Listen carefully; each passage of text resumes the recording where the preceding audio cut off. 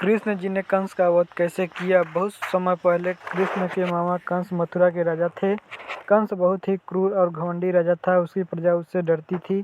एक दिन कंस अपनी बहन देवकी और उनके पति वसुदेव रथ में बैठाकर उनके घर छोड़ने जा रहा था। तभी आकाश से आकाशवाणी हुई, हे कंस, देवकी का 8वां पुत्र ही तेरी मृत्यु का कारण बनेगा। यह सुनते ही कंस डर गया। उसने तुरंत देवकी और वसुदेव को जेल में डाल दिया। देवकी के जितने भी बच्चे पैदा होते कंस उन्हें मार देता था। समय बीतता गया और जब 8वें पुत्र का जन्म हुआ तब पूरी जेल में एक दीप प्रकाश फैला। वह बालक स्वयं भगवान प्रभु श्री कृष्ण थे। जब उस रात जोरदार बारिश हो रही थी, जेल के सभी दरवाजे अपने आप खुल गए। वासुदेव जी बाल कृष्ण को टोकरी में लेकर यमुना नदी पार करके गोकुल पहुँचे। वहाँ उन्होंने कृष्ण को नंद बाबा और यशोदा माता के घर छोड़ दिया और उनकी बेटी को लेकर वापस जेल आ गए।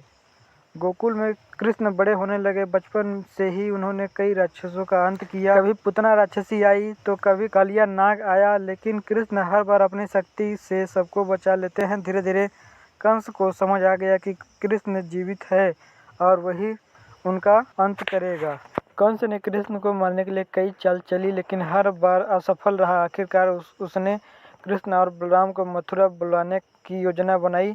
उसने एक बड़े धनुष यज्ञ और कुश्ती प्रतियोगिता का आयोजन किया। पूरे नगर में उत्सव जैसा माहौल था। श्री कृष्ण बलराम मथुरा पहुंचे तो लोगों ने पहली बार उन्हें देखा, तभी उनके तेज और साहस को देखकर खुश हो गए। कंस ने अपने सबसे शक्तिशाली पहलवान चाणूर और मुष्टिक को कृष्ण और बलराम से लड़ने भेजा। भयंकर युद्ध में कृष्ण ने चाणूर को और बलराम ने मुष्टिक को हरा दिया। यह देखकर कंस क्रोधित हो उठा। उसने सैनिकों को आदेश दिया कि कृष्ण को पकड़ लिया जाए। तभी श्री कृष्ण को उसके मुकुट से पकड़कर नीचे गिरा दिया। कुछ ही क्षणों में कंस का अंत हो गया।